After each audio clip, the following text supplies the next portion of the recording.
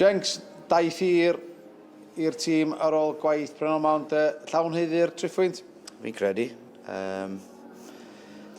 Os ni'n edrych ar y ddoi gol wnaethon ni sgorio, a fi'n credu oedd yn heiddiannol y ffordd o'n ni wedi gosod lan i wario heno. Oedd y bois wedi perfformio y brîff yn berffaith ac ti'n edrych ar y ddoi gol o'n nhw wedi sgorio. O'i ffili teimlo bod ni bach yn hard done by, os fi'n onest.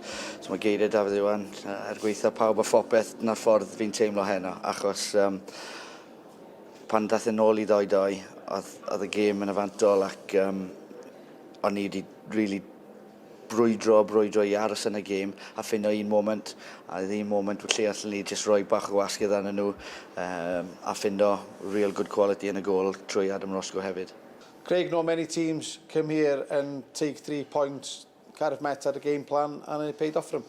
Yeah, it did. Yeah, we spoke about before the game. We assumed they would play like that. Play on the counter, drop really deep into their own half, and and look for a counter attack. One set play in a counter attack, and we find ourselves 2-0 down at half time. I'm not too sure how many other opportunities they had. And obviously we'll come out second half and done really well, and then just threw it away at the end there with really poor defending. Yeah, so the 3 goals, would you class those as poor defending for all comical? 3? Nah, they were terrible defending. It's embarrassing, the defending like that. So it's it's not nowhere near good enough.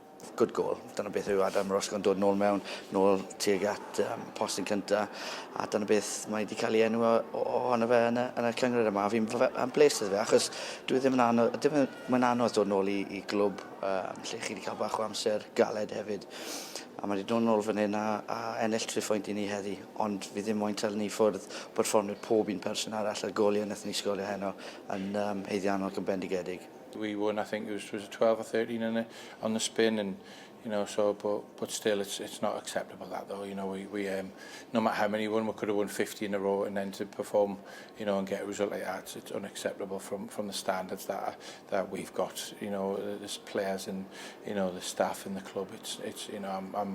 I'm really unhappy, to say the least, tonight.